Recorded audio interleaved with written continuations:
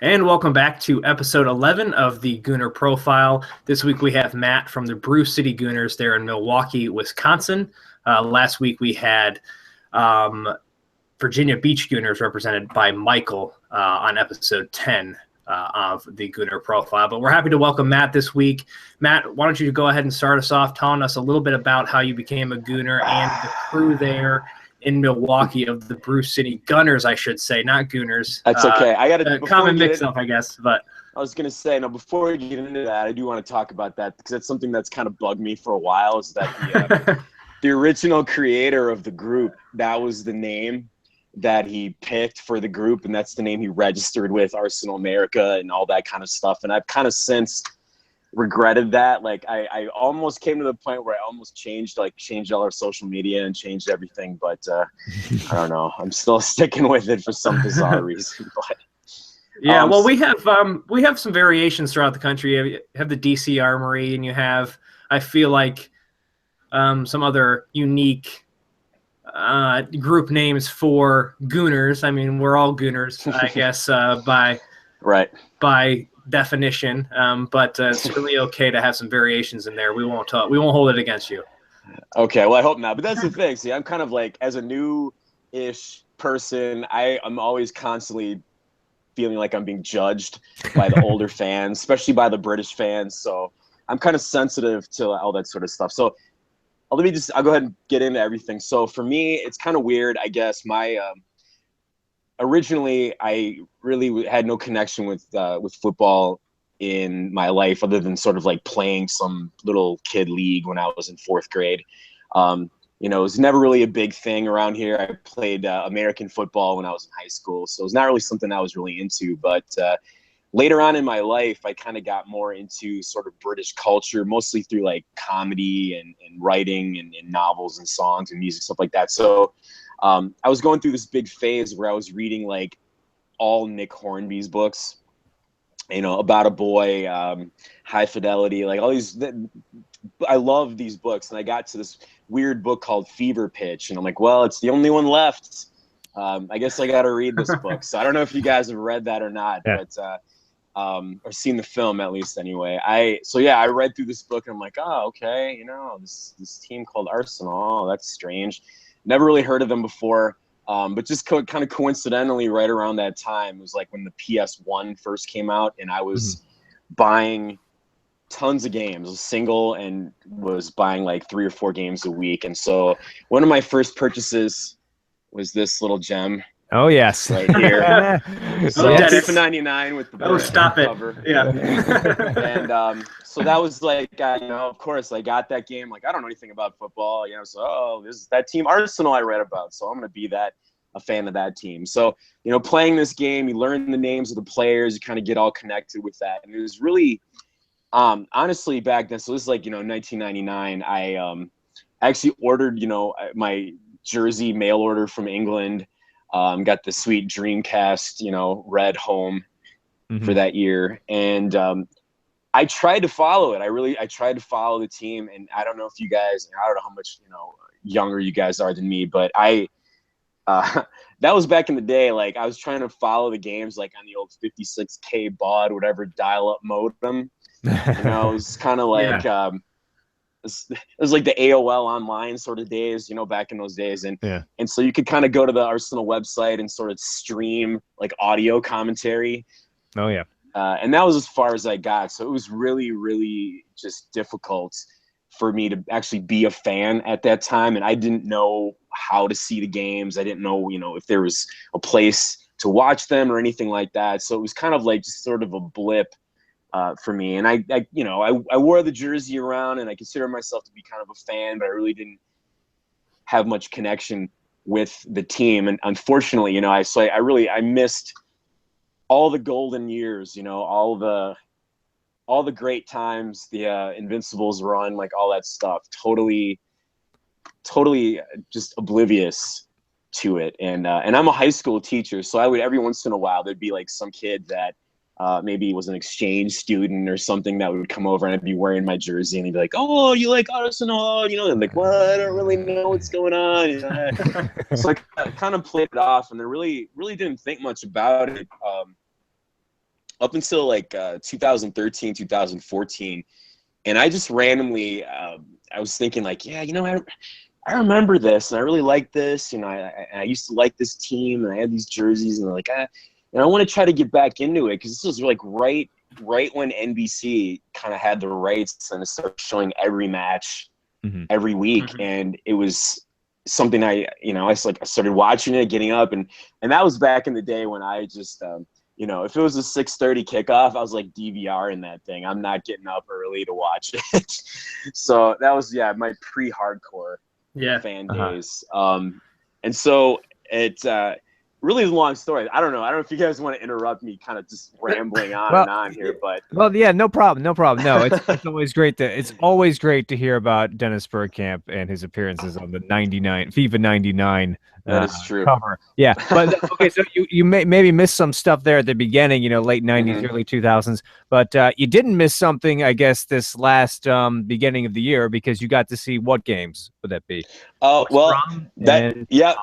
That is true. So I was on the Arsenal America road trip thing, and if you don't mind, I know you guys want to kind of keep this to a certain go length, ahead, go ahead. I was going to say I like to go. I would like to go back and kind of touch on the Brew City Gunners just a little bit. But let me go into that. So the Arsenal America road trip was really cool. I mean, it was we got to see on Boxing Day the West Brom match, and then the Crystal Palace match on the New Year. So. The West Brom game, really not much to write home about as far as, 88 minutes or however we went without anything going on. We were right in that corner, so we got to see that goal that week. And then, of course, the next week we got to see the old scorpion kick. So that was nice. Pretty amazing. We were borrowing people's, I'm not sure kind of how they arranged it, Arsenal America. We were borrowing people's season tickets. So I was in like the 5th row, right in that corner where he celebrated, right by the corner flag down there. Nice. So that was pretty amazing, pretty impressive. So if you mind, I'll kind of just to backtrack just a little bit. So at this point, I was kind of just like I was watching the games home by myself and sort of learning the games. I didn't really know all the rules and the intricacies of everything and everything. But I was watching it and kind of said to my girlfriend one day, I went online and looked up Arsenal America, and for Milwaukee, it said, oh, there's a group at this place called the Highbury Pub in Milwaukee. It's like, wow, okay, I want to go there. I want to check that out. And so I got her with me, and we drove up there, and we got into the bar, and there was like maybe 3 other people in the place, and nobody like said hello, and I had no idea what was going on, and I felt really kind of strange. So I came home after that match and I really started trying to investigate, like, what's going on? Like, who's in charge of this group? What's the deal with this? I talked to one of the guys I met that was in charge of the Madison, Wisconsin group, and sort of tried to track it down. And what it turned out, I can't remember who it was. I mean, I think it was the guy from San Antonio that kind of said the same thing, that he showed up and there's like no group, and he became the leader of the group. And so me, a guy who'd been a fan basically for about 2 months, ended up being the branch manager of this group because the guy that originally set it up, he'd set it up and put in the application to Arsenal America, and then he kind of got a different job or something and sort of faded off into the distance.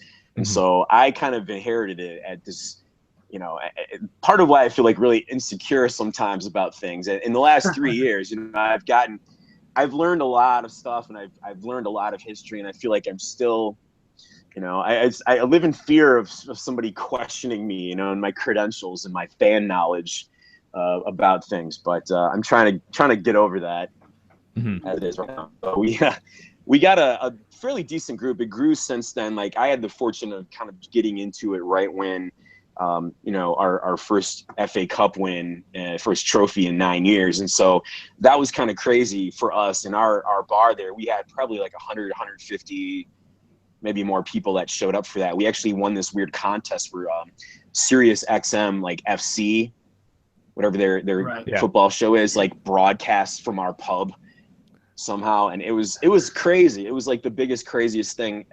And I didn't know there were that many Arsenal fans in Milwaukee, and I never see that many people come out for a normal Saturday game. But we're trying to build the group. Yeah, we get that on the podcast a lot. People will win stuff and then they don't know what happened. So yeah, we can relate. People win stuff from us and they're like, what just happened? So I could see, the radio show showing up and be like, somehow we won this. And well, I mean, it was organized. It was some kind of organized effort where you had to like text or write in, say like, where should we go? And our bar's got kind of a crazy following. And despite the fact, this is one weird thing. I know every time I ever mention this, that our bar is called the Highbury Pub, everybody's like, oh, of course, Arsenal bar. It's actually not an Arsenal bar. The guy that owns the bar, and I've heard different stories, but he claims that he just thought it sounded cool, that it was like a cool Britishy sounding name. He professes to be a Crystal Palace fan. I don't really know why or how that came to be. But it was one of the original kind of soccer bars in Milwaukee. And there's probably right now maybe like 4 or 5 different soccer bars in Milwaukee. Ours is, because it was there for so long, it's actually very mixed crowd. So it's not just us. We are kind of the biggest group there in the last couple of years. But you still get, people from anywhere, any team, any supporters, lots of different confrontations there. So we do have to deal with a really obnoxious Milwaukee Tottenham supporters group that they actually had their own bar that they're in. But on Derby days, like, they come just to our place to screw with us. And they want us now to go to their bar, but we don't. We're not going to do that. So you can't stoop to the level. No, exactly. So right. Yeah.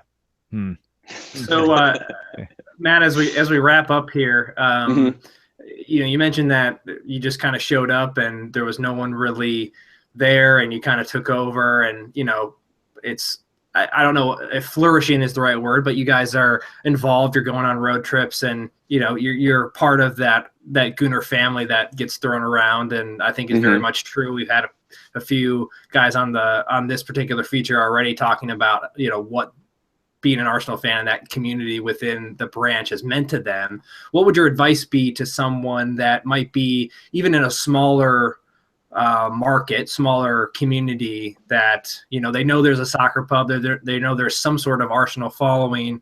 What would your advice be to them to either get officially recognized by Arsenal America or just get some sort of consistent organization going in their town?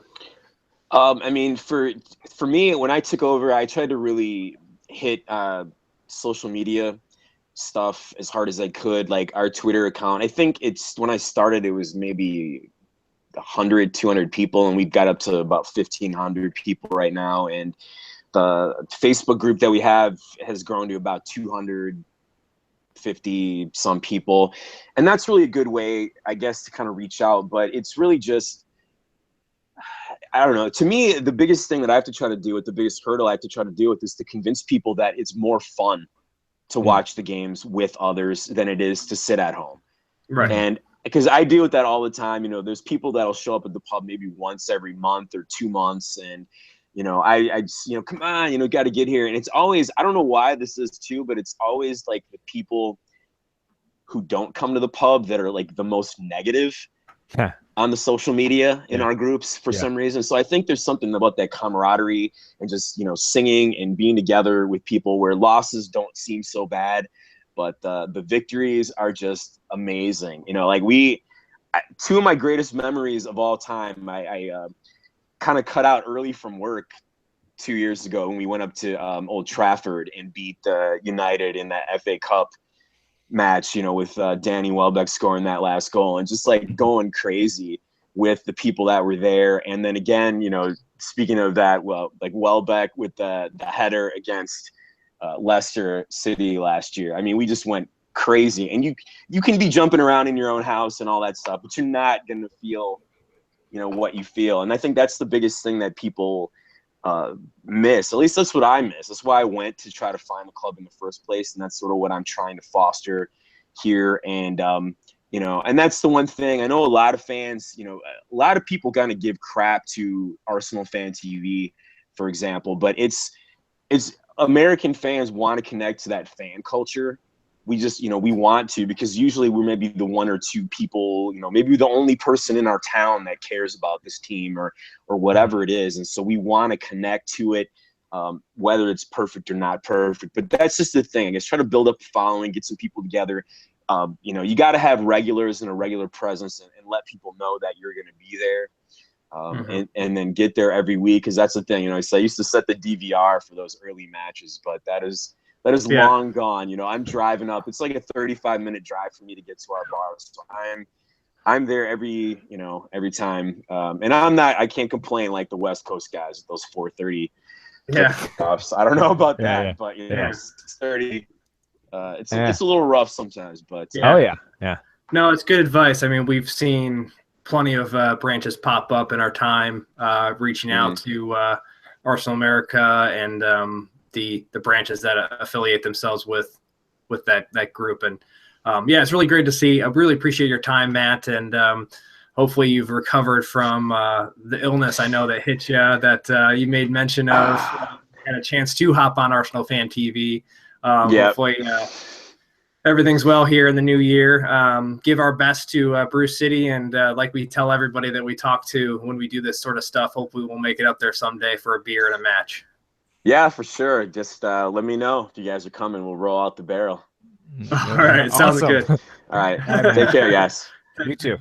See you, Matt. Yep.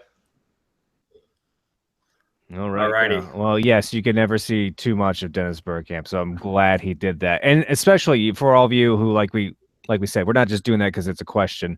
If you're interested in starting or curious about starting an Arsenal America or any kind of Arsenal supporters match viewing group, whatever you want to call it, maybe get in touch with Matt. He seemed to know his stuff there about all the ins and outs of getting people, to meet at a place and getting them interested in meeting, which is always the battle. We get you wouldn't believe the amount of tweets or messages we get, even emails to us, or I know the Arsenal America guys get them too, of expats coming back over from being overseas for a time, or different people coming to the States and like, hey, I'm going to be in Austin, Texas, or I'm going to be in San Francisco, or whatever. And, where do they watch their matches? So I know Arsenal America has a pretty comprehensive list of all the branches officially associated with them and those match viewing places with address and phone number and everything. So if you're ever in need of a match viewing location on a match day throughout the U.S., give arsenalamerica.com a look for that, or, let us know if we can help. So we do have a couple spots open here in the new year as we move forward in the calendar for the Gooner profile. So if you want to be on the show, fill out the form that's in the links below. And we hope you're enjoying it. Send us your feedback. Check out the podcast on iTunes and at arsenalreviewusa.com. And anything else about the show can be found there as well. Thanks for watching. We'll catch you next week.